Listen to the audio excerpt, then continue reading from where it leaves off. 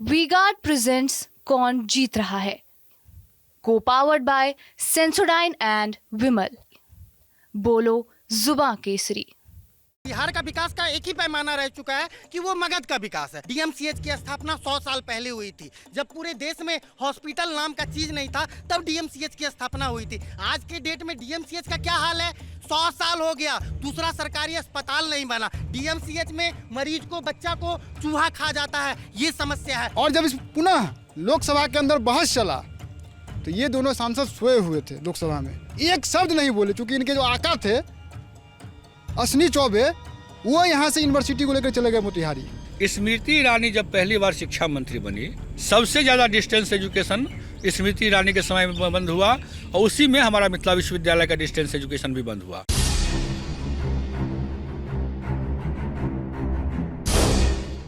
नमस्कार, मैं हूं पंकज कुमार। TV9 की यात्रा दरभंगा के ललित नारायण मिश्रा विश्वविद्यालय में पहुंची है। हम यहां पर जब पहुंचे तो आपको दिखाना चाहेंगे कि यहां कई छात्र हमें मिल गए। ये छात्र काफ़ी एक्टिव नज़र आते हैं और इनसे हमने बातचीत भी की ऑफ द कैमरा। तो बहुत सारे मुद्दे हैं। जहां तक इस विश्वविद्यालय का सवाल है तो मैं आपको बता दूं कि ये तमाम इमारत जो आप देखते हैं, ये जगह, ज़मीन और इमारत, ये कभी दरभंगा महाराज का निवास स्थान हुआ करता था। उन्होंने शिक्षा के लिए बहुत सारी चीज़ें दान की, तो ये तमाम इलाके भी दरभंगा महाराज द्वारा दान किया गया है। उनके फैमिली के एक लोगों का स्टैचू भी यहाँ से थोड़ी दूर पर ही है जो कि लगा हुआ है। तो शिक्षा के लिए उनको आज भी याद किया जाता है, क्योंकि उन्होंने अपने आवास को शिक्षा के लिए दान कर दिया। तो कहते हैं शिक्षा दान महाकल्याण, तो सबसे बड़ा महाकल्याण दरभंगा महाराज ने यहाँ के लोगों के लिए, आसपास के लोगों के लिए किया था। जहाँ तक मिथिला का सवाल है, मिथिलांचल का सवाल है, तो मिथिलांचल का ये हृदय माना जाता है, दिल माना जाता है। इसलिए कई छात्र इस तरह की बात करते हैं कि इसको सेंट्रल यूनिवर्सिटी बनाया जाना चाहिए था, लेकिन चूंकि यहाँ के प्रतिनिधि उतना एक्टिव नहीं थे इसलिए सेंट्रल यूनिवर्सिटी बनाया नहीं जा सका। यहाँ के विश्वविद्यालय वर्तमान राजनीति को लेकर के भी गंभीर दिखाई पड़ते हैं। कई तरह के मुद्दे हैं जिसको लेकर के ये चर्चा भी करते हैं, इनके जेहन में है भी। हम समझने की कोशिश करेंगे सबसे पहले कि इस विश्वविद्यालय की समस्या क्या है, यहाँ के छात्र किस तरह की मुश्किलों का सामना करते हैं, और उसके बाद इसका सॉल्यूशन क्या ये देखते हैं, और साथ ही साथ आगे का भविष्य क्या देखते हैं। इन तमाम चीज़ों के बारे में हम बात करेंगे। आपका नाम क्या हुआ? फतेह आलम। फतेह जी, आप क्या पढ़ाई करते हैं यहाँ पे? नहीं, पूर्व छात्र हैं यहाँ के। आप पूर्व छात्र जी।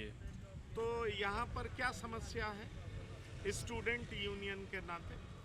स्टूडेंट यूनियन के नाते यहाँ एक लंबे समय से छात्र संघ चुनाव नहीं हो रहा है। लिंगदोह कमेटी के रिपोर्ट के आलोक में चुनाव हुआ। चुनाव में बहुत तरह के मामले थे। एक बड़ा विश्वविद्यालय है, बड़ा क्षेत्र है। हम लोगों का डिमांड था, चूँकि उस समय हम छात्र थे, कि चुनाव डायरेक्ट हो। चुनाव इनडायरेक्ट हुआ। चुनाव इनडायरेक्ट में बहुत कुछ फेयर नहीं हो पाता है। अच्छा। प्रतिनिधि दबाव में रहते हैं। हम लोग डायरेक्ट प्रेसिडेंशियल चुनाव जो DU में होता है उस मॉडल का चुनाव चाह रहे थे, लेकिन वो नहीं हो पाया। क्यों नहीं हो पाया चुनाव? इसकी वजह क्या है? आप अपना नाम बता दीजिए। मैडम प्रिंस हुआ, हम छात्र संगठन आइसा से हैं। अच्छा। देखिए, एक सवाल, जिस समय मिथिला विश्वविद्यालय का स्थापना हुआ तो पूरे भारत में जो है उत्तर बिहार को सबसे पिछड़ा माना जाता था। आज भी बिहार सबसे पिछड़ा राज्य में घोषित है, और शिक्षा के क्षेत्र में तो और माना जाता था। लेकिन यहाँ जो समय के जो होनहार व्यक्ति थे, जो दरभंगा महाराज थे, उन्होंने शिक्षा के क्षेत्र में आगे बढ़ाने के लिए मिथिला विश्वविद्यालय को ज़मीन दिया, जगह दिया, घर दिया। और पूरे देश में जितना मिथिला विश्वविद्यालय के पास अपनी संपत्ति है, जितना ज़मीन है, वो पूरे देश में लगभग 10 विश्वविद्यालय होंगे पूरे देश के स्तर पे, और 10वां 11वां स्थान मिथिला विश्वविद्यालय का आता है पूरे देश के स्तर पे।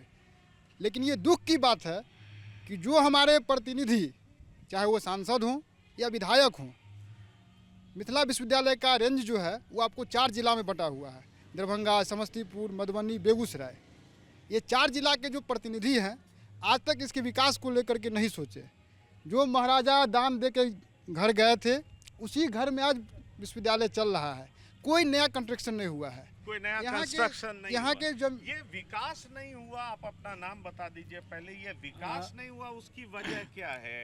अगर हम राजनीतिक तौर पर देखें तो आप क्या मानते हैं कि बहुत समय से एनडीए की सरकार है, उससे पहले लालू प्रसाद जी भी थे, तो क्या किसी ने इसकी तरफ नहीं देखा? देखिए, निश्चित तौर पर शरद कुमार सिंह मेरा नाम है और हम छात्र संगठन एआईएसएफ से हैं। निश्चित तौर पर मिथिला विश्वविद्यालय की उपेक्षा हुई है, इसमें कोई दो राय नहीं है।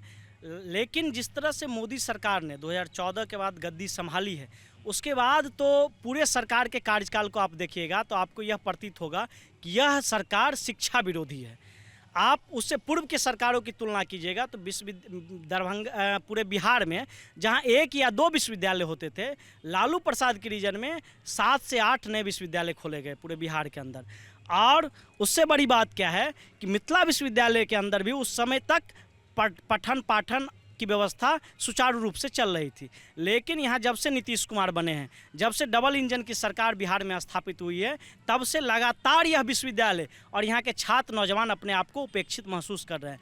आपको ज्ञात होगा कि इस विश्वविद्यालय से पढ़े लिखे कई लोग चीफ मिनिस्टर बने, कई लोग शिक्षा मंत्री बने। अभी भी जो पहले शिक्षा मंत्री से पूर्व थे, इसी विश्वविद्यालय के पढ़े हुए। अब चंद्रशेखर जी की बात कर रहे हैं। नहीं, चंद्रशेखर जी से पूर्व विजय चौधरी जो थे, वो इसी विश्वविद्यालय के प्रोडक्ट है, इसी विश्वविद्यालय परिक्षेत्र में उनका घर है, लेकिन विश्वविद्यालय को आज तक वो देखने नहीं आए। इस विश्वविद्यालय में कई हमारे जनप्रतिनिधि सिंडिकेट और सीनेट के मेंबर हैं, सिर्फ यहाँ हिस्सेदारी लेने के लिए वो आते हैं। और इतना ही नहीं, एक और बात आपको तजुर्बा होगा कि जिस प्रतिनिधि को लिखने नहीं आता है, पढ़ने नहीं आता, उसमें वर्तमान सांसद भी हैं।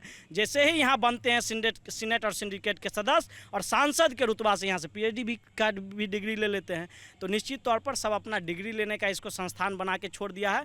यहाँ के छात्रों के विश्वविद्यालय के अंदर जो 4 मूल चीज़ होना चाहिए: प्रवेश, परीक्षा, परिणाम और सबसे महत्वपूर्ण है पढ़ाई। ये 4 चीज़ नहीं होते हैं, सिर्फ प्रवेश होते हैं और सिर्फ यहाँ परीक्षा और परिणाम होते हैं। पढ़ाई इसमें आपको कहीं से भी नज़र नहीं आएगा। दूसरी सबसे बड़ी बात है कि यह सरकार के द्वारा, वर्तमान सरकार के द्वारा ही यह साजिश है कि लोगों का इस विश्वविद्यालय से, यहाँ के आम छात्रों का इस विश्वविद्यालय से मोह भंग हो जाए। जैसे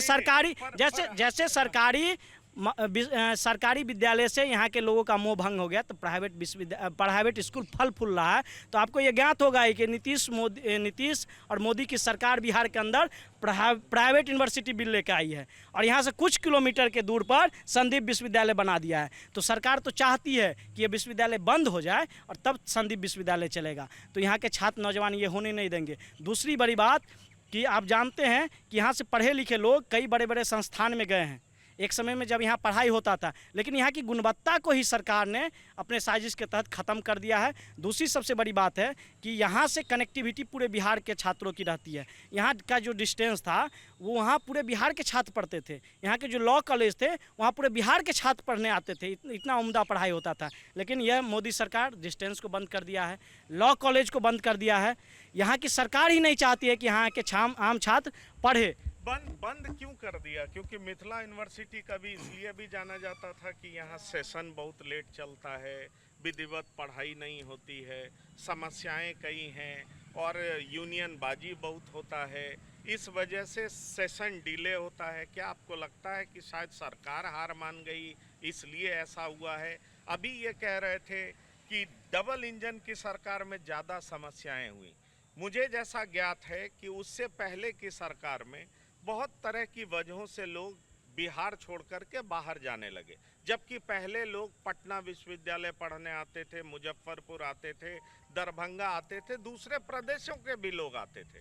तो ये शिक्षा में गिरावट की वजह क्या कानून भी है, अपराध भी है, या शिक्षा में गिरावट सरकारों की नज़र अंदाजी है कि सरकार ने कभी इसको तवज्जो नहीं दिया, प्राइवेटाइजेशन की तरफ उनका ध्यान ज़्यादा है? अपना नाम बताते हुए बताइए। देखिए, मेरा नाम अमन सक्सेना हुआ, मिथिला स्टूडेंट यूनियन से जुड़े हुए हैं। और आप जो अभी बोले हैं शिक्षा की बात, कि बुनियादी शिक्षा क्यों नहीं दिया जाता है, तो ये एक साजिश है जो मिथिला के साथ रचा जा रहा है। चाहे वो केंद्र की सरकार हो या बिहार की सरकार हो, इन दोनों ने मिलकर मिथिला के साथ कम से कम छल करने का काम किया है। ये विकास का नीतीश कुमार पैमाना बना लिए हैं, मगध का विकास।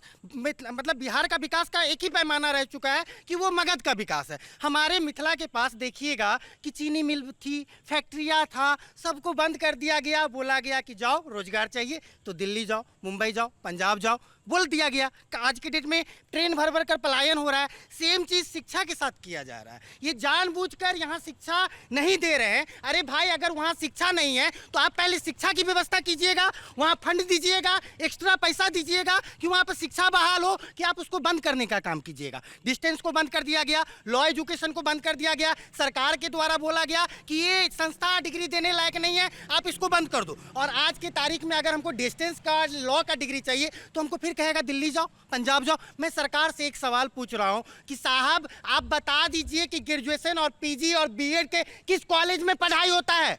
एक कॉलेज का नाम बता दीजिए। कल के तारीख में साहब हम दावा कर रहे हैं कि ये लोग मिथिला विश्वविद्यालय को भी बंद करने का काम करेंगे और बोलेंगे कि यहाँ के बच्चों को अगर डिग्री चाहिए तो जाओ दिल्ली, जाओ मुंबई, जाओ पंजाब। जैसे रोजगार के नाम पर किया गया है, शिक्षा के नाम पर किया गया है, स्वास्थ्य के नाम पर किया गया है। सर, आप एक चीज़ गौर कीजिएगा, हम जिस मिथिला में रहते हैं, डीएमसीएच की स्थापना 100 साल पहले हुई थी। जब पूरे देश में हॉस्पिटल नाम का चीज़ नहीं था, तब डीएमसीएच की स्थापना हुई थी। आज के डेट में डीएमसीएच का क्या हाल है? 100 साल हो गया, दूसरा सरकारी अस्पताल नहीं बना। डीएमसीएच में मरीज को, बच्चा को चूहा खा जाता है, ये समस्या है। और उसके सामने में देखिएगा प्राइवेट हॉस्पिटल का बड़ा बड़ा बिल्डिंग खड़ा हो गया, बड़ा बड़ा मीनारे खड़ा हो गया, चारों तरफ छोटा सा बीमारी है तो आप प्राइवेट हॉस्पिटल जाइए, वहाँ क्या होता है? जीवन भर का कमाई लूट लेता है। एक झटका में, मामूली सा बीमारी में अगर शिक्षा, स्वास्थ्य और रोजगार पर काम किया जाता तो मिथिला, हम दावा कर रहे हैं, मगध का जो विकास किया जा रहा है, आज बोध गया का बिना मतलब का विकास किया जा रहा है।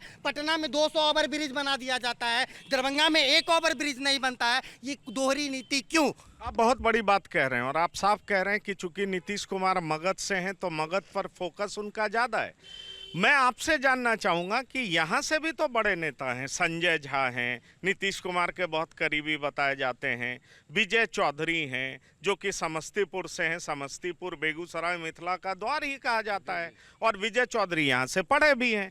तो क्या उन लोगों के पास आपने अपनी समस्याएं नहीं रखी? क्योंकि जब हम आ रहे थे, एंट्री कर रहे थे, तो हमने देखा एक द्वार बना हुआ है और उस पर लिखा हुआ है कि संजय झा द्वारा प्रदत्त, मतलब उन्होंने अपने कोष से, विशेष कोष से इस विश्वविद्यालय को पैसा दिया है। मैं आपसे सीधा सवाल करना चाहता हूं कि वो तो मुख्यमंत्री हैं, तो अपने इलाके में डेवलपमेंट कर रहे हैं, क्या इन बड़े नेताओं ने, विजय चौधरी, संजय झा या यहाँ के सांसद गोपाल जी ठाकुर हों, इन्होंने क्या इस विश्वविद्यालय की समस्या की तरफ ध्यान नहीं दिया?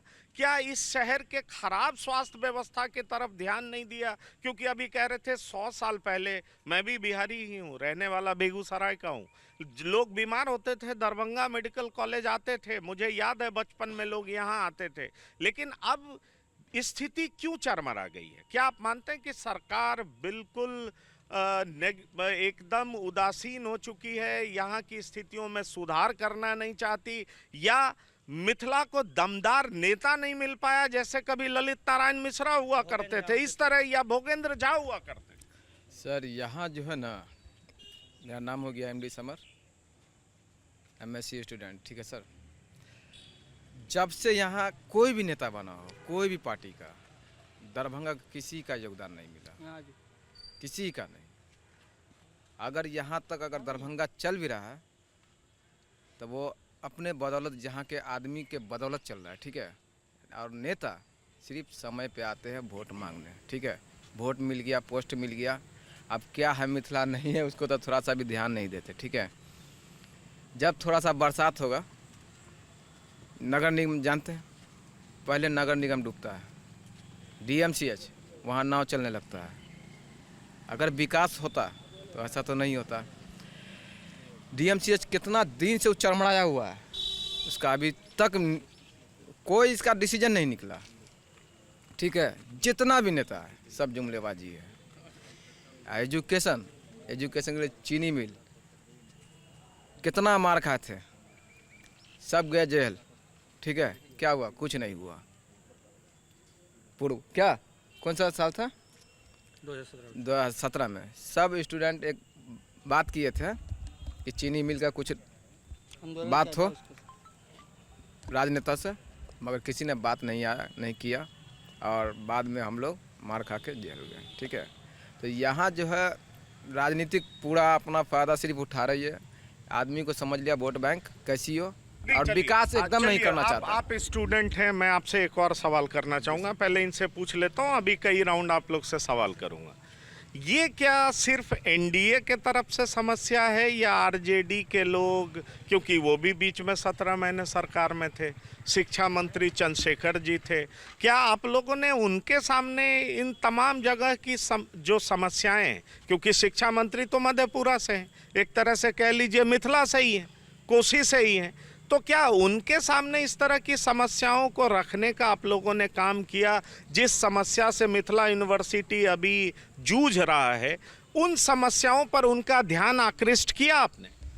हमारे जितने भी साथी खड़े हैं इन्होंने लेटर लिखा बजाबते उन लोगों को कि हमारे विश्वविद्यालय का जो हालात है उस पर से रूबरू करा है, लेकिन किन्हीं का ध्यान नहीं दिया। आज जो हमारे दोनों एनडीए और राजद के गठबंधन के दोनों जो उम्मीदवार हैं, दोनों के बड़े बड़े घोषणा पत्र में लिखा हुआ है दरभंगा मिथिला यूनिवर्सिटी को सेंट्रल यूनिवर्सिटी बनाएंगे। पहले राज्य यूनिवर्सिटी तो ठीक से चला लीजिए, बाद में ना सेंट्रल यूनिवर्सिटी आप बनाइएगा। सिर्फ वादे बहुत है इन लोगों की। आज डिस्टेंस बंद है, कहे ना डिस्टेंस बंद है, लेकिन डिस्टेंस पर आज तक किसी भी बड़े नेता का हाथ, किसी भी बड़े नेता ने एक लेटर लिखा हो या कोई भी काम किया हो कि डिस्टेंस चालू हो, लॉ कॉलेज चालू हो, ऐसी कोई बात नहीं हुई। इसकी मेन वजह रही है क्या कि यहाँ जातीय पॉलिटिक्स सब पर हावी है, सब अपने अपने जाति को वोट दे ही देंगे, तो हमको काम करने से मतलब क्या है? जो अपने अपने जाति को वोट दीजिए। कभी नीतीश कुमार आते हैं, कभी हमारे एनडीए के सब चले जाते हैं, कभी चले जाते हैं राजद के तरफ। तो दोनों को समझ में आ रहा है कि हम सरकार में है ही, तो हमको काम करने की बात क्या। वो शिक्षा मंत्री बगल कह ना शिक्षा, वो उनको भी लेटर लिखा था, प्रिंस ने भी लेटर लिखा था, हम लोगों ने भी लेटर लिखा था, प्रदर्शन भी हुआ, जेल भी गए, लेकिन काम के बदले में नाराज। अभी चुनाव खाली हो जाए, सब अपने अपने दल का पैसा लेकर के खड़े होंगे। कहे ना डायरेक्ट चुनाव होता है, जो उससे अच्छे छात्र संगठन के चुनाव में जीत के नहीं जाते हैं नेता सब, तो विकास कौन करेगा? यहाँ विकास का सबसे उपेक्षित है, विकास का नाम जीरो है। देखिए अभी रात मोदी जी आए हैं, रात में ये जो है ना मिट्टी पर जो है ना रोड बन गया है, समझा? तो डेली ऐसे काम सब होते रहता है, दिखावे का काम सब दिन होता है, लेकिन जमीन पे जो क्या काम होगा, ये जमीन पे काम देखने वाला कोई नहीं। आपने कहा कि जाति पे वोट डलता है और इसीलिए काम हो नहीं पाता है, विकास हो नहीं पाता है। क्या स्टूडेंट्स भी जाति के आधार पर बटे हुए हैं? क्योंकि एक समय जो मेरी जानकारी है कि पटना विश्वविद्यालय के कई छात्रावास में, मैं खुले तौर पर कह रहा हूँ कि जाति के आधार पर मेस चलता था कि इस जाति के लोग यहाँ खाएंगे, इस जाति के लोग यहाँ खाएंगे। क्या इस विश्वविद्यालय में भी ये समस्या है कि स्टूडेंट्स जाति के नाम पर बटे नहीं, हुए हैं? यहाँ जाति कोई बड़ी समस्या नहीं है और छात्र एकजुटता के साथ जिस संगठन और जिस विचारधारा में रहते हैं उस विचारधारा को फॉलो करते हैं और अपनी विचारधारा, अपने आइडियोलॉजी के तहत वो लड़ाई लड़ते हैं। यहाँ पे हम लोग लगातार 2015 से आंदोलन करते आ रहे हैं, लगभग विश्वविद्यालय के लिए बहुत राजभवन मार्च तक किया है हम लोगों ने। आज तक कई आंदोलन हुए, कितने बार विश्वविद्यालय बंद हुआ, कई एफआईआर हम लोग पे दर्जनों एफआईआर दर्ज किए गए हैं विश्वविद्यालय के द्वारा, लेकिन आज तक जो इतिहास का 3 साल पीछे 3 साल रहा है विश्वविद्यालय का, सबसे डार्क, एकदम जो डार्क काल कहा जाता है, काला काल कहा जाता है, वो कालखंड रहा है 3 साल एसपी सिंह का और मुश्ताक अहमद का। ये कहीं ना कहीं फागू चौहान जब से राज्यपाल बने उसके बाद जितने भी बिहार में विश्वविद्यालय के कुलपति नियुक्त हुए हैं, सारे के सारे भ्रष्टाचारी नियुक्त हुए थे। और सबसे भ्रष्टाचारी में सबसे महाभ्रष्टाचार एसपी सिंह था।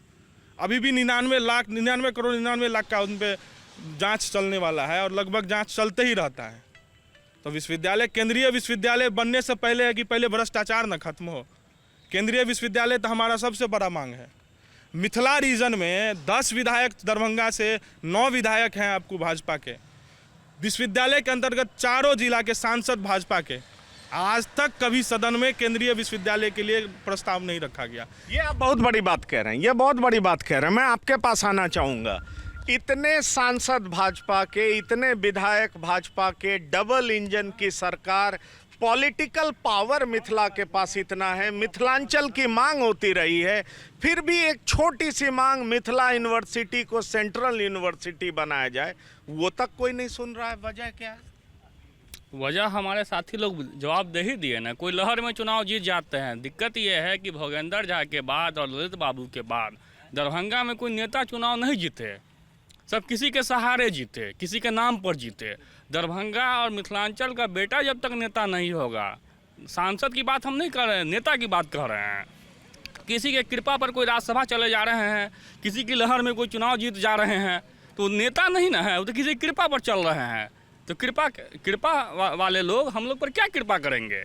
अच्छा, तो ये इनका इशारा साफ है कि संजय झा कितने भी बड़े नेता हो जाएं, विजय चौधरी कितने भी बड़े नेता हो जाएं, मंत्री हो जाएं, लेकिन दूसरे के कृपा पात्र हैं, दूसरे की कृपा से राजनीति कर रहे हैं, इसलिए मिथिला यूनिवर्सिटी के साथ न्याय नहीं हो रहा है। देखिए, जब 14 में मोदी का सरकार बना, उसके बाद ये खुशी की बात हुई थी कि मिथिलांचल को केंद्रीय विश्वविद्यालय मिला था, लोकसभा से पास हो गया था। और मिथिलांचल के अंदर में उस समय भी सभी लोग भाजपा के सांसद थे। दरभंगा के सांसद माननीय कीर्ति झा आज़ाद थे, मधुबनी के सांसद हुकुमदेव नारायण यादव थे, दोनों सांसद भाजपा के थे। और उस रीजन में ये लोग ऐसे निकम्मे सांसद हैं भाजपा के, वो ज़मीन खोज के नहीं दे पाए। मिथिला यूनिवर्सिटी एक अपना राज्य का यूनिवर्सिटी है, राज्य का विश्वविद्यालय है, वो बिल्कुल होना चाहिए, लेकिन केंद्रीय विश्वविद्यालय के लिए जो उनको ज़मीन खोज के देना था, ये दोनों सांसद नहीं दे पाए। और जब इस पुनः लोकसभा के अंदर बहस चला तो ये दोनों सांसद सोए हुए थे लोकसभा में, एक शब्द नहीं बोले, चूँकि इनके जो आका थे अश्विनी चौबे, वो यहाँ से यूनिवर्सिटी को लेकर चले गए मोतिहारी। अब देखिए, बड़ी दुखद बात है, दरभंगा को बड़ा बड़ा सौगात मिला है। पर अश्विनी चौबे क्यों मोतिहारी लेके जाएंगे? राधा मोहन सिंह है ना दरभंगा को, देखिए नहीं, दरभंगा को बड़ा बड़ा सौगात मिला है। अश्विनी चौबे उस समय मंत्री हुआ करते थे, राधा मोहन सिंह उनका ही बड़ा भूमिका वहाँ ले जाने में है, लेकिन दरभंगा मिथिलांचल को बड़ा बड़ा सौगात मिला है ये 10 साल में। लेकिन यहाँ के निकम्मे भाजपा के जो सांसद हैं वो मिथिलांचल का विकास नहीं चाहते। अब जान रहे हैं, एम्स बड़ा चर्चा बना हुआ है दरभंगा में, एम्स मोदी सरकार ने दिया, लेकिन यहाँ के निकम्मे सांसद गोपाल जी ठाकुर हैं, जो मिथिलांचल में पढ़ने वाले, सही बात लोग कह रहे हैं कि यहाँ भाजपा का पूरा सरकार है, बिहार में भाजपा का सरकार है, मिथिलांचल में जोड़िएगा तो सारे भाजपा के MP विधायक हैं। लेकिन एम्स कितना बड़ा सवाल है, एम्स को ये लोग भटका रहे हैं। एम्स दरभंगा जिला का सवाल है, दरभंगा जिला में बनना चाहिए। बिहार सरकार जब महागठबंधन की सरकार थी तो वो ज़मीन खोज के दे दिया कि इस ज़मीन पर आप एम्स को बनाइए।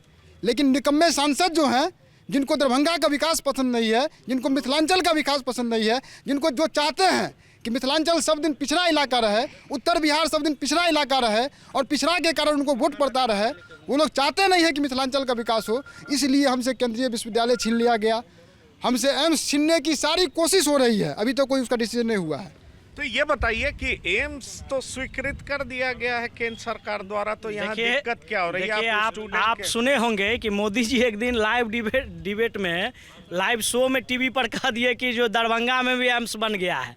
तो मोदी जी तो जुमला फेंक ही रहे हैं, लेकिन सच बात यही है कि दरभंगा में बिहार सरकार की करीब 400 एकड़ ज़मीन है, जिसको बिहार सरकार ने ऑक्यूपाई करके यहाँ तक कहा कि इसमें बाउंड्री बाल की जो खर्च होगी, फर्स्ट फ्लोरिंग की जो खर्च होगी, मिट्टी भराई की जो खर्च होगी, वो हम उस समय की महागठबंधन के वामपंथी समर्थन गठबंधन की सरकार ने कह दिया था। लेकिन यह सरकार की मंशा ही नहीं है एम्स बनाने का। अब बताइए, कोई ऐसा बेवकूफ़ सांसद होगा देश में जो एम्स नहीं बने इसके लिए एम्स के जगह पर जाके झंडा गाड़ के आंदोलन किए थे? तो निश्चित तौर पर यह सरकार ही नहीं चाहती है, यहाँ के वर्तमान सांसद ही नहीं चाहते कि यहाँ एम्स बने। एम्स तो टीवी पर कह दिया कि मोदी जी दरभंगा में एम्स बन गया है, लेकिन यहीं बगल में ग्राउंड है, यहाँ मोदी जी आए थे, कुछ हजार लोग उनके सभा में जुटे थे, यहाँ पर एक लफ्ज नहीं वो बोले कि दरभंगा में एम्स बनेगा, हम प्रोसेस में हैं, या इस तरह से कोई बात, कोई ठोस आश्वासन तक नहीं देके गए। तो यह सरकार भी शिक्षा विरोधी है, स्वास्थ्य विरोधी, इसका मंशा नहीं है कि मिथिलांचल में विकास हो। निश्चित तौर पर साथी ने कहा था कि कॉमरेड भोगन झा, ललित मिश्रा के मरने के बाद बिहार में उस तरीके का कोई जन नेता पैदा नहीं लिया है, इसीलिए मिथिलांचल का विकास अभी तक अवरुद्ध है। जिन नेताओं की आप बात कर रहे हैं वो चमचागिरी में भर दिन लिप्त रहते हैं, उनको मिथिला के विकास से कोई मतलब नहीं है। जाति आधारित, क्षेत्र आधार के नाम पर वो राज्यसभा, विधानसभा जाते रहते हैं और आते रहते हैं, इससे यहाँ की जनता का कोई परोपकार नहीं होता है। निश्चित तौर पर जन नेता की कमी है मिथिलांचल के अंदर वर्तमान दौर में, और जिस तरह से जाति आधारित, क्षेत्र आधारित जो वोटिंग पैटर्न है, जिस तरह से धर्म आधारित वोटिंग पैटर्न है, इसलिए यहाँ के भाजपा के लोग जीत जाते हैं। लेकिन इस बार का समीकरण बदला हुआ है। इस बार छात्र नौजवान ने ठान लिया है कि मोदी सरकार को इस देश के अंदर से हटाना है, और इसलिए यहाँ के लोग इस बार भाजपा के उम्मीदवार को वोट नहीं देने जा रहे हैं। यह भी आपसे हम बता देते हैं। यहाँ के लोग बहुत उपेक्षित हुए। 15 वर्षों से लगातार भाजपा का यहाँ सांसद है, 10 वर्षों से सरकार रहा है, क्या मिला मिथिलांचल को? कुछ नहीं मिला। बताएं साथ ही कि जब बरसात में आप आइएगा ना तो आपको भूल जाइएगा अच्छा यहीं दरभंगा था, सब जगह नाव चलते रहता है।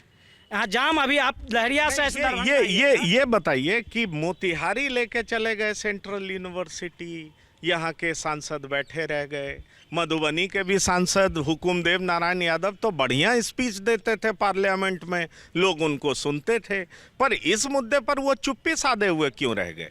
क्या वो भी इंटरेस्टेड नहीं थे कि यहाँ पर विश्वविद्यालय बने, बेहतर सेंट्रल यूनिवर्सिटी बने, एम्स बने? क्योंकि पार्लियामेंट में तो वो मुखर रहे हैं। मैं गोपाल जी ठाकुर की बात मान सकता हूँ कि उनकी तुलना में हुकुमदेव नारायण यादव ज़्यादा मुखर रहे हैं, उनके भाषण भी वायरल रहे, लेकिन और जीतते भी रहे। तो सवाल ये उठता है कि आखिरकार एम्स जो आपने कहा, क्योंकि बीजेपी बार बार कहती है हमने एयरपोर्ट दिया, यहाँ पर एम्स भी बन जाएगा। एम्स इसलिए नहीं बन पाया क्योंकि बीजेपी और जेडीयू दोनों अलग हो गई थी, बीच में दिक्कत हो गया था। लेकिन अब फिर से डबल इंजन की सरकार बनी है, एम्स दे दिया जाएगा। सरकार बनते ही एम्स बनाया जाएगा, ये जेडीयू के नेता भी कह रहे हैं और ये बीजेपी के नेता भी कह रहे हैं। तो मेरा आपसे सीधा सवाल है कि इस बात पर आप भरोसा कर पा रहे हैं? सबसे पहली बात, जो अगर बीजेपी सरकार कह रही है कि हम एम्स दे रहे हैं, देने वाले हैं, या फिर हम जो किए हैं तो वो हम पर एहसान नहीं किए हैं। एयरपोर्ट जो बना कर दिए हैं वो हम पर एहसान नहीं किए। क्या एयरपोर्ट खोलें आप? 20-30 करोड़ लगाकर प्लास्टिक का कुर्सी दे दिए, 4 फ्लाइट निकलता है, डेली 5 कैंसिल रहता है, ये आप एयरपोर्ट दिए हैं। हमारे मिथिला के पास कब था एयरपोर्ट? 1924 में हमारे पास मिथिला के पास एयरपोर्ट हुआ करता था। हमारा महाराजा देश के प्रधानमंत्री को हेलीकॉप्टर देने का बात किए हुए हैं देश में, और आप हमें सौगात देने की बात कीजिएगा, ये शोभा नहीं देता है। और जहाँ तक बात एम्स की हो रही है तो ये लोग सर बरगला रहे हैं, इनको कोई मतलब नहीं है दरभंगा एम्स से। इनको मतलब है कि मिथिला से ये वोट भर भर कर लेकर जाए, पटना का सरकार बनाए, दिल्ली का सरकार बनाए और यहाँ के लोगों को जाति धर्म के नाम पर, संप्रदाय के नाम पर तोड़ दे। विकास मुद्दा है ही नहीं। आप लोगों से जाकर पूछिए आप किसको वोट दे रहे हैं। एक विचारधारा बोलेगा कि हम बीजेपी को वोट दे रहे हैं, दूसरा विचारधारा बोलेगा हम आरजेडी को वोट दे रहे हैं। अरे भाई, आरजेडी तुम्हारा क्या किया? हम बीजेपी सरकार की बात नहीं कर रहे, हम तमाम पार्टियों की बात कर रहे हैं। जितने भी पार्टी है बिहार में जो सक्रिय रूप से है, भूमिका निभा रहे हैं, ये तमाम पार्टी मिलकर हम लोगों को ठगने का काम किया है। इनका नेता पटना में बैठकर, दिल्ली में बैठकर आदेश देता है। और जो आप ये कह रहे थे कि इन लोगों ने सवाल क्यों नहीं किया, ये सांसद सवाल क्यों नहीं करते हैं, तो अगर आपको लगता है कि अगर वो सवाल करते तो अभी टिकट दोबारा खड़ा हो पाते? लगता है कि निको कि अगर वो सांसद में जाकर एक बार बोलते हैं कि दरभंगा एम्स क्यों नहीं बना है। पर आपने ठीक कहा। हाँ, आप ये बताइए कि तब विकल्प क्या है? इन्होंने कहा कि आरजेडी को भी बोल रहे हैं, बीजेपी को भी बोल रहे हैं, जनता के पास कोई विकल्प आपको, आप बतौर छात्र देख पा रहे हैं कि विकल्प है मिथिलांचल में लोगों के पास? देखिए, मिथिलांचल में विकल्प की कमी नहीं है। जनता अगर चाहती है तो विकल्प मिलेगा ही, जरूर मिलेगा। और विकास, बिहार का सबसे बड़ा मुद्दा है विकास, रोजगार और युवा। आप देख सकते हैं कि मिथिला का जो एम्स था, हमने आज ही न्यूज़ पढ़ा है कि सुन रहे हैं कि दरभंगा का ज़मीन अब कैटेगरी में नहीं आ रहा है, अब एम्स हो सकता है सहरसा चला जाए। तो ठगने ही का काम हो रहा है ना। तब तक मोदी जी, अमित शाह बनवा दिए एम्स में बेड भी लग गया, सब जा भी रहे हैं और एम्स यहाँ से जा ही रहा है। तो मुद्दा है कि सारा चीज़ बस पेपर पे होता है, चुनावी जुमला रहता है। एम्स बना दिए, एयरपोर्ट बना दिए। भाई ने कहा एयरपोर्ट 1924 से चल रहा था 1924 में। तो क्या सौगात मिला यहाँ को? कुछ नहीं मिला, बस नाम का है। सरकारें आती है, 30 साल से बिहार को एकदम गर्त में दे दिया गया है ना। शिक्षा, मतलब आप कह रहे हैं चाहे एनडीए हो, चाहे महागठबंधन की सरकार हो, मिथिलांचल को बिल्कुल इग्नोर किया गया, किसी ने कोई ध्यान, कोई भी सरकार आए, मिथिलांचल पिछड़ा था, कोसी पिछड़ा था और पिछड़ा है। आप मानते हैं किसी सरकार ने कोई ध्यान नहीं दिया? कोई ध्यान चाहे महागठबंधन, एनडीए, किसी की भी सरकार नहीं, 30 साल से किसी भी सरकार ने कोई काम नहीं किया। आज कह रहे हैं लोलैंड भूमि है, कोसी लोलैंड भूमि नहीं है। आपने से नहीं बनने दिया एम्स के, कहा कि लोलैंड है। तो पूरा बिहार, पूरा दरभंगा जिला, पूरा सहरसा जिला, मधेपुरा, जितना भी है सीमांचल, वो तो कोई कोसी है ही, वो सब तो लोलैंड है। तो लोलैंड को आपको जब बिहार सरकार कही कि आपको ज़मीन भरवा कर दे रहे हैं, आप बनवाइए, तो आप क्यों भागे? खाली आप माला लेकर के, गोपाल जी ठाकुर के बारे में कह रहे हैं ना, माला लेकर के घूमते रहते हैं पूरा दिन। सांसद में एक सवाल नहीं किए, क्यों सवाल करेंगे? क्योंकि आका नाखुश हो जाएगा, टिकट कट जाएगा। अच्छा, ये बताइए कि क्या भोगेंद्र झा, जगन्नाथ मिश्रा, ललित नारायण मिश्रा के बाद मिथिला नेता की तलाश में अभी भी है, इसलिए मिथिला का भलाई नहीं हो पा रहा है? आप अपना नाम बता देखिए, मेरा नाम संदीप कुमार चौधरी हुआ जी। ऐसा नहीं है कि नेता की कमी है। भोगेंद्र झा, ललित मिश्रा, जगन्नाथ मिश्रा ये बहुत अपर लेवल के लीडर थे और मिथिलांचल से थे और उन लोगों ने मिथिलांचल के लिए नहीं, बिहार के लिए सोचा, देश के लिए सोचा। अब आप यदि मिथिलांचल के बारे में बात कीजिएगा कि यहाँ नेता नहीं हैं, तो आपकी जानकारी में होगी भी और बता भी दें कि मिथिलांचल में जो भी चीज़ हमने हासिल किया है, हमारे पूर्वजों ने संघर्ष करके हासिल किया है। ये मिथिला विश्वविद्यालय नहीं था, मिथिलांचल और पूर्वांचल के, सीमांचल के लोग बिहार यूनिवर्सिटी में पढ़ने जाते थे। यहाँ के जो उस वक्त के जो हमारे लीडरान थे, उन्होंने लड़ करके मिथिला विश्वविद्यालय को स्थापित करवाया। यहाँ DMCH, पटना DMCH के बाद दरभंगा में ही जो DMCH था, जहाँ पूरे उत्तर बिहार के लोग इलाज कराने के लिए आते थे, नेपाल तक के। इसमें कोई शक नहीं है, उत्तर बिहार और नेपाल के लोग DMCH ही आते। तो मिथिलांचल में न नेता का कभी कमी रहा और बाजार भी दरभंगा ही होता था, बेगूसराय से लेके सहरसा और हर जगह। न संघर्ष करने वाले नेताओं की कमी थी। हाल के दिनों में जो ट्रेंड चला, देश में राज करने वाले लोग जो धर्म के नाम पर, जात के नाम पर जो वोट को एकत्रित करने का काम किए, उसमें सारा कुछ जो है आज गड़बड़ सड़बड़ पड़ा हुआ है। सबसे पहले भी हम विश्वविद्यालय कैंपस में है, एम्स की बात हो गई, DMCH की बात हो गई, विश्वविद्यालय की बात हो गई। आपको जानकारी में बता दें कि मिथिला विश्वविद्यालय का मतलब देश स्तर पर चलने वाला डिस्टेंस एजुकेशन यदि 10 होगा तो उसमें मिथिला विश्वविद्यालय भी 1 to 10 में होगा। और पिछले 3 सालों से मिथिला विश्वविद्यालय का डिस्टेंस एजुकेशन बंद है। क्यों बंद? वही बता रहे हैं। स्मृति ईरानी जब पहली बार शिक्षा मंत्री बनी, वो हमेशा कहती रहती है नेताओं को नौमी फेल। वो खुद भी कौन फेल थी आई डोंट नो। वो जब बनी शिक्षा मंत्री, उन्होंने जो शिक्षा मंत्रालय में जो गलत सलत काम किया, उसके वजह से जो नियम के विरुद्ध उन्होंने जो कानून बनाया, उस वजह से 2014 के बाद ही देश स्तर पर जो डिस्टेंस एजुकेशन थे वो धीरे धीरे बंद होना शुरू हुआ। सबसे ज़्यादा डिस्टेंस एजुकेशन स्मृति ईरानी के समय में बंद हुआ और उसी में हमारा मिथिला विश्वविद्यालय का डिस्टेंस एजुकेशन भी बंद हुआ। लेकिन इसको लेकर के लगातार यहाँ का स्टूडेंट ऑर्गेनाइजेशन, यहाँ का शिक्षक, यहाँ का कर्मचारी, यहाँ के जो प्रबुद्ध लोग हैं, वो लगातार डिस्टेंस को बचाने को लेकर के आंदोलन में रहे हैं, आवेदन दिए हैं। लेकिन यहाँ के जो सांसद हैं, आपको जानकर आश्चर्य नहीं होगा, आप जान ही रहे हैं कि बिहार में 40 में से 39 सीट हमने NDA को दिया और मिथिलांचल में तो पूरा विधायक भी उन्हीं का है। लेकिन एक भी विधायक और एक भी सांसद इतने वोकल नहीं हो पा रहे हैं कि वो जा कर के कहे कि डिस्टेंस एजुकेशन को बंद करने का कोई तथ्य नहीं है सरकार के पास। यहाँ तक कि अशोक यादव जो हुकुमदेव यादव के बेटे हैं और मधुबनी से सांसद हैं, वो लगातार 5 साल उस शिक्षा में शिक्षा परिषद के सदस्य रहे हैं केंद्र सरकार में, संसद के अंदर, लेकिन उन्होंने भी कुछ नहीं कहा। तो यहाँ डिस्टेंस एजुकेशन बंद है। डिस्टेंस एजुकेशन के एक प्रोफेसर आज हमारे यहाँ के विधायक भी हैं, उन्होंने भी सिर्फ गया आवेदन दिए, हो गया, बात खत्म है। उसके के बाद आपका CM लॉ कॉलेज बंद है, जिस लॉ कॉलेज से बड़े बड़े वकील पैदा हुए हैं, बड़े बड़े जज हमारे यहाँ से पैदा हुए हैं, आज वो लॉ कॉलेज बंद है, उस पर कोई बात नहीं हो रही है। तो एजुकेशन सरकार के एजेंडा में ही नहीं है, केंद्र सरकार के एजेंडा में एकदम नहीं है। और बिहार सरकार जो कुछ दिन पहले की भी थी, शिक्षक की बहाली या कुछ सिस्टम में भी ला रही थी, आज आप देखिए नीतीश कुमार मुख्यमंत्री हैं और एक अपर सचिव जो हैं पूरे बिहार के शिक्षा व्यवस्था को ध्वस्त करने में लगे हुए हैं। आज यहाँ के प्रोफेसरों को 3-3 महीना से सैलरी नहीं मिल रहा है, सैलरी आया हुआ है, अकाउंट में होल्ड लगा हुआ है।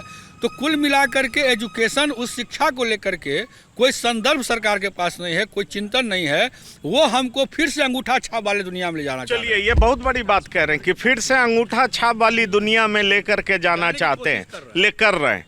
मैं आपसे एक सवाल पूछूंगा, चूंकि ये मिथिला है और मिथिला को लेकर के बहुत सारी पौराणिक कथाएं भी हैं कि यहाँ रामचंद्र जी का ससुराल था, सीता जी यहीं की थी, तो बहुत तरह की बात कही जाती है। और अभी हम आ रहे थे तो गाड़ी में गाने भी सुन रहे थे जिसमें रामचंद्र जी आए हैं तो सखियों में क्या बात हो रही है, तरह तरह की पौराणिक बातें। बीजेपी और जेडीयू इस बात को भी भुना रही है कि सीतामढ़ी में एक बड़ा सा सीता जी के लिए मंदिर बनाया जा रहा है। क्या आपको लगता है कि राम मंदिर, सीता का मंदिर, ये सब मिथिला में बड़ा मुद्दा है? देखिए, मुद्दा तो राम मंदिर और सीता मंदिर तो पूरे देश के लिए बड़ा मुद्दा था, और जो अनपढ़ गंवार लोग थे वही लोग मंदिर मस्जिद के चक्कर में पड़ते हैं।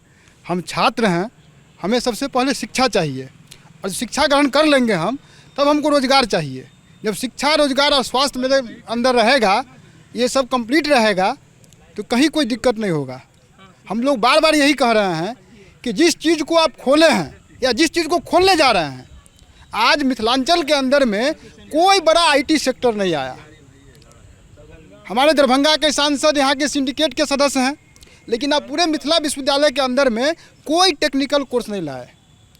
खेल की मैदान की बात हो रही थी, खेल मैदान पड़ा हुआ है, आज पानी पड़ेगा तो ठौना भर पानी जो है वो खेल मैदान में लग जाता है। क्या विकास किया आप छात्र का वोट लिए, नौजवान का वोट लिए, उसके लिए आप क्या किए हैं? हम लोग पूछ रहे हैं कि आप 5 साल सांसद थे, आप 5 साल का एजेंडा जारी करिए।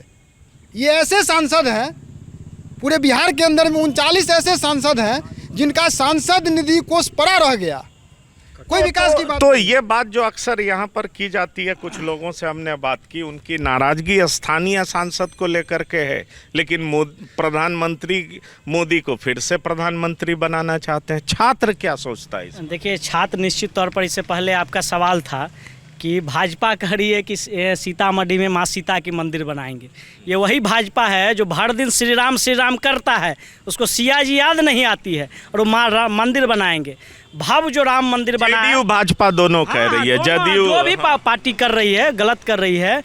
ये भाजपा है जो राम मंदिर बनवाई है, वैसे बना है यहाँ के जनता का पैसा के, यहाँ के लोगों का श्रद्धा भी है, लेकिन उसमें माँ सीता को जगह नहीं दी भाजपा।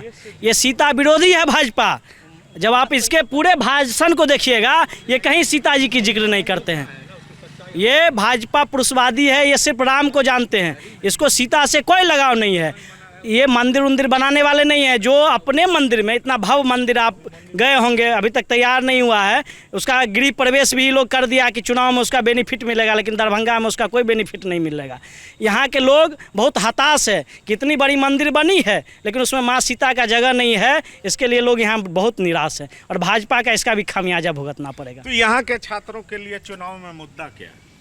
देखिए, हम लोगों का मुद्दा क्या रहेगा? हम बोल कर भी कोई फ़ायदा नहीं है, कुछ होने वाला नहीं है। 10 सालों से हम लोगों ने लड़ाई लड़ा है, बदले में मिलता क्या है? FIR मिलता है, लाठियाँ मिलती हैं, जेल मिलता है, इसके अलावा कुछ नहीं मिलता है। मुद्दा होना क्या चाहिए? शिक्षा होना चाहिए, स्वास्थ्य होना चाहिए, रोजगार की व्यवस्था हो, खेल कूद का व्यवस्था हो। यहाँ खेल कूद का कोई साधन नहीं है। यहाँ के बच्चे बैडमिंटन खेलने लायक जगह नहीं है। आप पूरे शहर में देख लीजिएगा उल्टा कर, तो बैडमिंटन खेलने लायक तक जगह नहीं है। बच्चे का कोई मतलब, बिहार में पैदा लेने का मतलब हो गया कि आप अगर कुछ करना है तो आप दूसरे स्टेट के पर भरोसा कीजिए, नहीं तो सरकारी नौकरी की जाके तैयारी कीजिए। ये एकदम स्पष्टता से हो गया। बिहार का मतलब या तो सरकारी नौकरी करो, नहीं तो आप दूसरे जगह स्टेट में जाकर कमाओ। कुछ करना है, लेबर जोन बनो, लेबर बनकर काम करो, नौकरी करो, 10,000 15,000 जाकर दूसरे स्टेट पर निर्भर रहो। हम लोगों का यही हो चुका है, और कोई भी सरकार से हमें अब अपेक्षा नहीं रहा। पहले तो कुछ समय पहले उम्मीद लगा था कि हाँ एक बदलाव आएगा, लेकिन जब देखें समय बीतता गया तो लगता है कि 10 साल पहले जो दरभंगा था आज भी वही दरभंगा है। बदले में महंगाई बढ़ गई, हर चीज़ की सुविधा कम होता चला गया। तो कहीं ना कहीं पहले से तो कम से कम व्यवस्था होता हुआ देखिएगा, पलायन कर रहे हैं। पढ़ाई के लिए करेंगे, एजुकेशन के लिए करेंगे, सब के लिए करेंगे। क्या आप भी इनकी तरह निराश हो चुके हैं? क्या आप भी नोटा दबाने वाले? बिल्कुल, हम दबा दिए नोटा। झंझारपुर लोकसभा है मेरा, हम दबा के हैं नोटा। कोई हमको सांसद यहाँ का सांसद नहीं पसंद है, और विधानसभा का विधायक भी नहीं पसंद आता है, क्योंकि काम हमारा क्षेत्र झंझारपुर तो इससे भी बदतर है। दरभंगा कमिश्नरी में आता है, सबसे बदतर क्षेत्र है, एकदम पूरा दबा हुआ क्षेत्र है, कोई विकास नहीं। सांसद यहाँ से भी बदतर तो रामप्रीत मंडल है वहाँ का सांसद। हिंदू का वोट है, कितना इस जाति का वोट है, इस आधार पर कैंडिडेट। देखिए, जाति भी अनुकंपा ही एक तरफ से समझिए आप, और एक दूसरा रीजन है मोदी जी का अनुकंपा। अब मोदी जी के नाम पे सब वोट लेते हैं, लेके जाते हैं, सदन में जाते हैं, कुछ काम तो करते नहीं हैं। 5 साल के बाद फिर दिखाई देंगे क्षेत्र में 10 गो नेता घूमेगा भाजपा का, वोट मांगने आ जाएगा, और इससे ज़्यादा कुछ नहीं होता है। चाहे विश्वविद्यालय का विकास हो, चाहे आप किसी भी दरभंगा रीजन या पूरा बिहार के रीजन में, मिथिला रीजन खासकर आप चल जाइए, कहीं विकास आपको नहीं दिखेगा। जिस वक्त नेता आते हैं, चुनाव का समय आता है, नया नया रोड बनता है टाइम पास के लिए, अगला बरसात में वही रोड ढह जाता है। मिथिलांचल नेता विहीन हो चुका है, जो हैं भी अनुकंपा पर हैं, चाहे किसी पार्टी के हों, इसलिए मिथिलांचल का विकास नहीं हो रहा है, विश्वविद्यालय का विकास नहीं हो रहा है। ये कह रहे हैं खेलने के लिए जमीन नहीं है, मैं तो देख रहा हूँ बिल्कुल हालात देखिए ना कैसी हालात देखिए। आज यहाँ के जनता के दिमाग में बैठ गया है कि वंदे भारत शुरू होगा, जननायक जनसेवा शुरू होगा, हम पलायन करेंगे और आगे की ओर बढ़ेंगे। यहाँ के बारे में तो भूल गए हैं। एक राहुल गांधी को वोट देना है, यहाँ के का उम्मीदवार है तेजस्वी यादव को वोट देना है, मोदी जी को वोट देना है, लेकिन यहाँ के लोकल उम्मीदवार का नाम भी जनता नहीं जानता। आप क्षेत्र में जाकर के पूछ लीजिए तुमको किन को वोट देना है। हम महागठबंधन को वोट दे रहे हैं। किसको पसंद करते हैं ये बता दीजिए। हम लोग तो नोटा को पसंद करते हैं। ये हाल है दरभंगा का। ये हालत है क्या? ये आप भी बतौर छात्र नोटा को पसंद कर? देखिए, असल बात है कि छात्र नौजवानों को निराश नहीं होना चाहिए। हम इसमें बिलीव रखते हैं कि जब हम संघर्ष कर रहे हैं, ऐसा कोई हम आम छात्र हैं नहीं कि आप लॉज में हम रह रहे हैं, हम कुछ समझ नहीं रहे हैं। हम देश की राजनीति को भी समझ रहे हैं और उसके खिलाफ लड़ाई भी लड़ रहे हैं। तो हम निराश होने के लिए तो यहाँ है नहीं, हम तो संघर्ष करने वाले लोग हैं। तो निश्चित रूप से हम समझते हैं कि जो अभी का जो दौर है, अभी के जिस दौर में देश पर जो खतरा है, महंगाई का जो मार है, बेरोजगारी का जो आलम है, स्वास्थ्य को लेकर के जो उहापोह की स्थिति है, और कह लीजिए कि पूरे देश में एक अशांति माहौल जो कायम हो गया है धर्म के नाम पर, जात के नाम पर, तो इसके खिलाफ जो अलायंस होगी, जो पार्टी के उम्मीदवार होंगे, निश्चित रूप से इस बार का नौजवानों के साथ जाएगा। क्योंकि इस बार का जो चुनावी मुद्दा है वो रोजगार है। जो सीट खाली पड़े हुए हैं केंद्र सरकार में, जिसमें हम वादा जो 2 करोड़ का था वो तो 2 लाख भी नहीं मिल पाया 10 सालों में। तो जो सीट रिक्त अभी हैं, जो नए रेशनलाइजेशन नहीं हुए, जो रिक्त पद हैं, उस पर वैकेंसी हो, इसके लिए हम चुनाव में जाएंगे। नौजवानों से हम बात कर रहे हैं, उनसे अपील कर रहे हैं कि आप अपने अधिकार के लिए वोट कीजिए और आपको तय करना होगा कि बात समझ गया। एक सवाल क्विक और लूंगा, आप सबसे पूछूंगा, आपसे भी पूछना चाहूंगा। अभी इन्होंने बीच में जिक्र किया के पाठक का। क्या के पाठक की वजह से विश्वविद्यालय की शिक्षा, यूनिवर्सिटी की शिक्षा, पूरे बिहार की शिक्षा प्रभावित हो रही है? मतलब क्या कहा जाए कि बिहार की शिक्षा पर नीतीश जी का अफसरशाही, उनके राज्य में अफसरशाही हावी हो रहा है? देखिए, मूलतः राज्य सरकार तय करेगी कि अधिकारी किसको बनाना है। तो मूल तो राज्य सरकार है। राज्य सरकार के मुख्यमंत्री मुखिया होते हैं राज्य के, वो तय करेंगे किसको, किस अफसर को कहाँ रहता है। जिम्मेदारी हुई तो मुख्यमंत्री को ही लेना होगा। लेकिन चांसलर तो चांसलर जो होते हैं वो तो राज्यपाल होते हैं। देखिए, असल में बिहार में लंबे समय से चांसलर के बीच और मुख्यमंत्री के बीच झगड़ा फंसा हुआ है। और कहे तो सही बोले हैं, जो के पाठक जो हैं वो पूरे बिहार को सरकार से ऊपर होकर चला रहे हैं, सरकार के भी नहीं सुनते हैं। नीतीश कुमार खुद विधानसभा के अंदर बोले कि 10 से 4 शिक्षकों की स्कूल का टाइम होगा, लेकिन के पाठक उसको नहीं माने। और कई लोग बोल रहे हैं कि मिथिलांचल के अंदर नेता हैं। कैसे नेता नहीं हैं? जब कीर्ति आजाद से पहले अली अशरफ फातमी दरभंगा के सांसद हुआ करते थे, तो उनका देन है मानू आया दरभंगा में, केंद्रीय विद्यालय दरभंगा में आया है। एयरपोर्ट के अंदर जो कुछ हो रहा था वो एयरपोर्ट भाजपा का देन नहीं है। एयरपोर्ट के सौंदर्यीकरण में अली अशरफ फातमी का देन है। आज इग्नू का सेंटर दरभंगा में आ गया है। कई केंद्रीय विश्वविद्यालय का छोटा मोटा सेंटर दरभंगा के अंदर आया है। नेता कैसे नहीं है? नेता तो हैं, लेकिन जो 10 साल से भाजपा के लोग आ गए हैं, ये लोग मिथिलांचल का विकास नहीं चाहते हैं। और इसीलिए हम तमाम मिथिलांचल के लोग जगह जगह भाजपा के सांसद का विरोध भी हो रहा है। छोटा छोटा वीडियो चल रहा है। कहीं कोई पूछ रहा है कि मेरा गांव का सड़क क्यों नहीं बना, कोई पूछ रहा है कि दरभंगा में एम्स क्या हुआ, कोई कहीं काला झंडा दिखा रहे हैं। ये साफ झलक रहा है। और निश्चित तौर पर मिथिलांचल के अंदर जो है, जो पिछले समय में एक बार यहाँ का चुनाव मुद्दा के आधार पर हुआ था, जिस समय यहाँ के VC हुआ करते, शकीलुर रहमान VC हुआ करते थे, वो मुद्दा के आधार पर वो जम्मू कश्मीर के थे, लेकिन वो दरभंगा से MP चुनाव जीत के गए थे। तो निश्चित तौर पर आज का जो समय है, आज का जो चुनाव है, ये भी मुद्दा पर चुनाव है। और मुद्दा के सवाल पर पूरा बीजेपी घिर गया है, बीजेपी की सांसद घिर गए हैं। और एम्स के सवाल पर केंद्रीय विश्वविद्यालय बने हमारे दरभंगा में एम्स बने, मिथिला विश्वविद्यालय का स्तर में सुधार हो, शिक्षा के स्तर में सुधार हो। इस सवाल को लेकर के हम लोग छात्रों के बीच मुहिम चला रहे हैं। और निश्चित तौर पर हम मिथिलांचल के छात्र नौजवान इस बार भाजपा को वोट नहीं देंगे।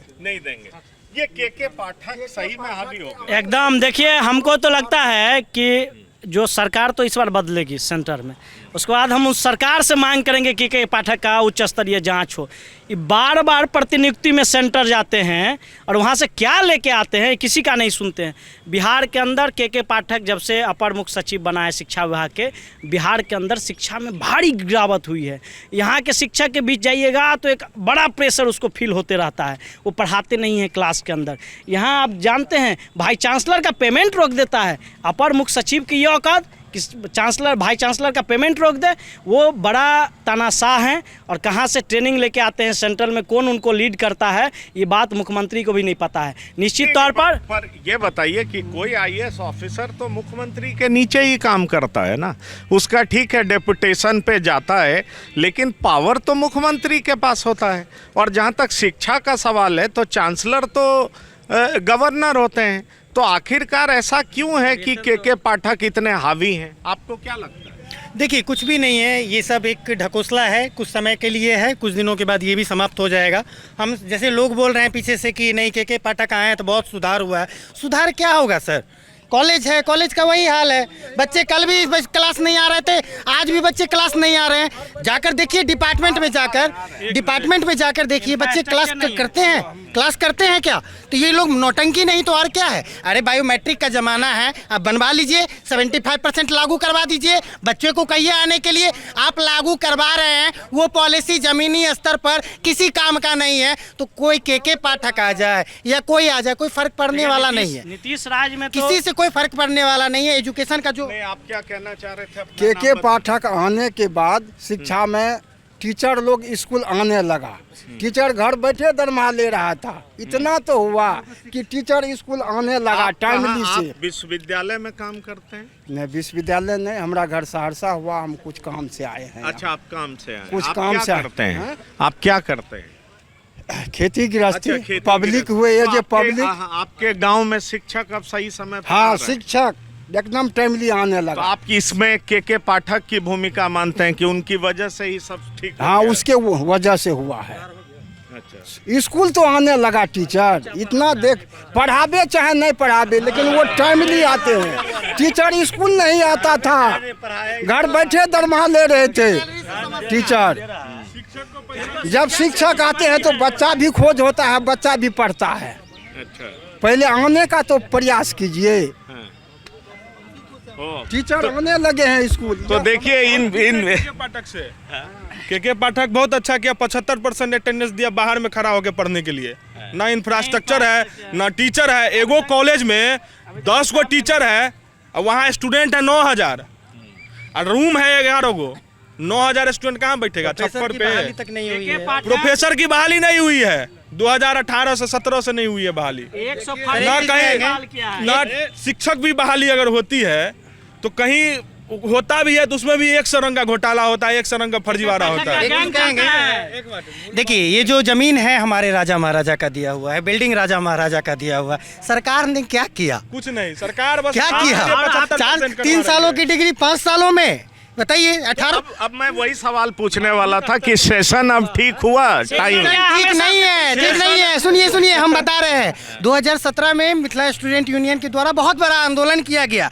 हम लोगों ने संघर्ष किया और यहाँ के बीसी को स्पष्टता से दबाव दिया था 30 जून 2018 तक हमको डिग्री 3 का रिजल्ट चाहिए। वो डिग्री सेशन हम लोगों को कंप्लीट हो चुका था, लेकिन अब कोविड के बाद देखिएगा एक बार फिर से सेशन लेट कर रहा है, सेशन लेट हो रहा है। 6 महीना, एक साल लेट का मतलब जैसे 3 साल का डिग्री 5 साल, 3 सालों का डिग्री 4 सालों में, 3 सालों का डिग्री 4 सालों में चल रहा है। ठीक है, एग्जाम का 3 सालों का डिग्री 4 सालों में, अब 4 सालों का हो गया है तो आप अंदाजा लगा लीजिए क्या होगा। एग्जाम का कोई पैटर्न का कोई तरीका नहीं होता। देखिए, हम बता रहे हैं होता क्या है। जैसे सेमेस्टर एग्जाम हुआ, अब 1 साल तक आप एग्जाम नहीं लेते हो, 1 साल में क्या करते हो, उसी महीना फर्स्ट सेमेस्टर का एग्जाम निकाल देते हो और नेक्स्ट महीना सेकंड सेमेस्टर का एग्जाम निकलवा देते हो। ये तरीका हुआ क्या? कि आपके पास एक एकेडमिक कैलेंडर का पालन होना चाहिए था कि वहाँ एग्जाम कब लेना है, परीक्षा कब आएगा, रिजल्ट कब आएगा। बच्चे 3-3 सेमेस्टर का एग्जाम दे देते हैं, उनका रिजल्ट नहीं आता। ये समस्या है यहाँ की। कोई बात नहीं, रिजल्ट क्यों नहीं आता? वजह क्या है? रिजल्ट इसलिए नहीं आता क्योंकि आप लगातार एग्जाम पे एग्जाम लेते जाइएगा तो रिजल्ट कैसे तैयार होगा? कॉपी कौन जांच करेगा? कॉपी शिक्षक है नहीं। बड़ी बात है कि खाली एग्जाम लिया जा रहा है, पढ़ाई नहीं होता है। सेशन रेगुलर के नाम पे सब सेमेस्टर का एग्जाम एक ही बार ले लिया जाता है। अब देख लीजिए, फर्स्ट सेमेस्टर का एग्जाम हुआ, अगला महीना सेकेंड सेमेस्टर का फॉर्म निकला, तीसरा का महीना थर्ड सेमेस्टर का एग्जाम हो गया। बस यही चल रहा है। सेमेस्टर का तो एक टाइम पीरियड होता है ना, 6 महीना है सर, 6 महीना का होता है। लेकिन यहाँ सेशन रेगुलर करने के नाम पे पढ़ाई कम, बस एग्जाम।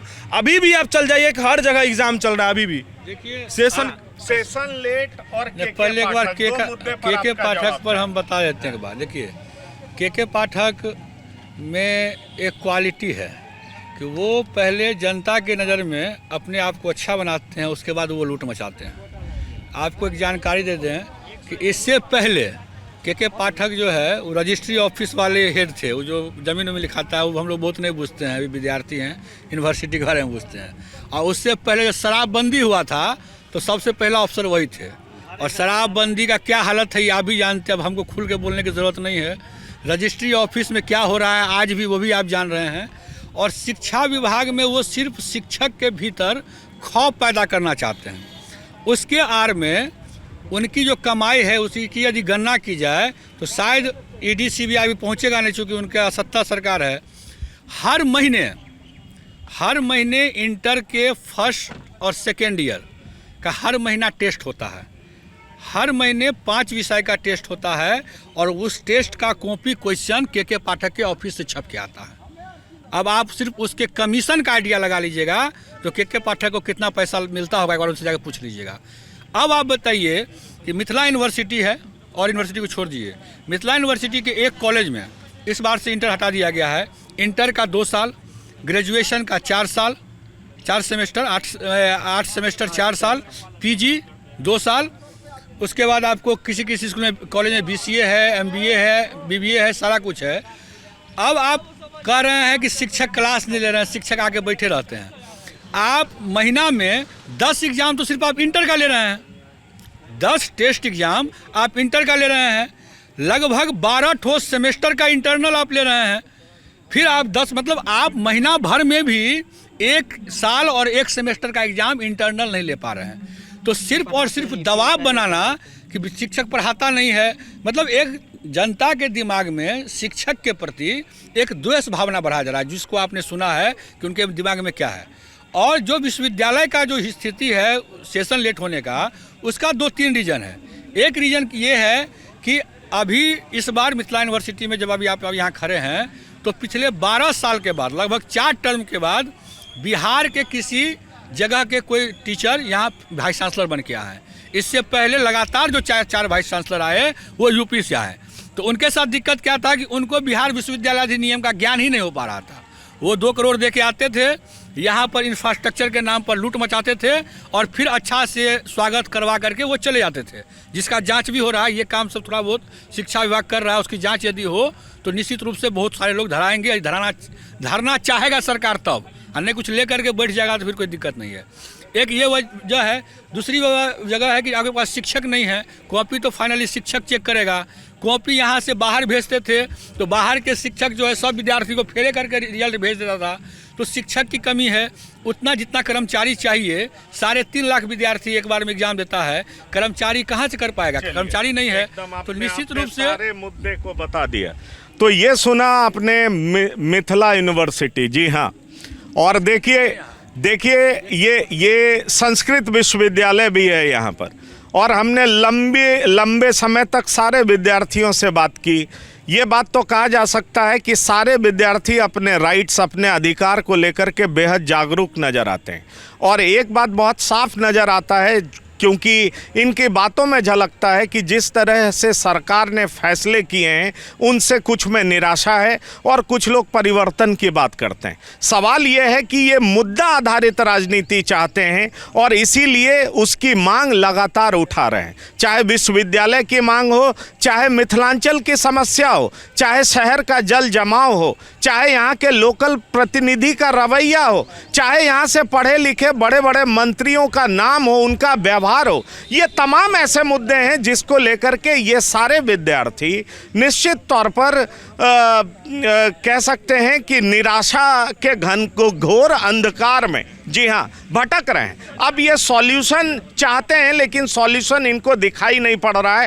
पर एक बात तो बहुत साफ है कि वर्तमान सरकार से इनकी निराशा साफ झलकती है। जहाँ तक के पाठक का सवाल है तो के पाठक को लेकर के भी ये भड़के हुए हैं। इनका मानना है कि जिस तरीके का दबाव बना करके विश्वविद्यालय या शिक्षकों से काम निकलवाने की कोशिश है वो कारगर कभी नहीं हो सकती है। ये सिर्फ प्रेशर टैक्टिक्स है, इसके अलावा कुछ भी नहीं है। लेकिन इसके ठीक उलट कुछ आम नागरिक मिले, एक जिन्होंने साफ कहा कि टीचर गांव में आते हैं के पाठक की वजह से। इसमें मत विभाजन हो सकता है, लेकिन दरभंगा का पुराना विश्वविद्यालय, जी हाँ, ललित नारायण विश्वविद्यालय, ललित नारायण मिश्रा विश्वविद्यालय सेंट्रल यूनिवर्सिटी क्यों नहीं बन पाया?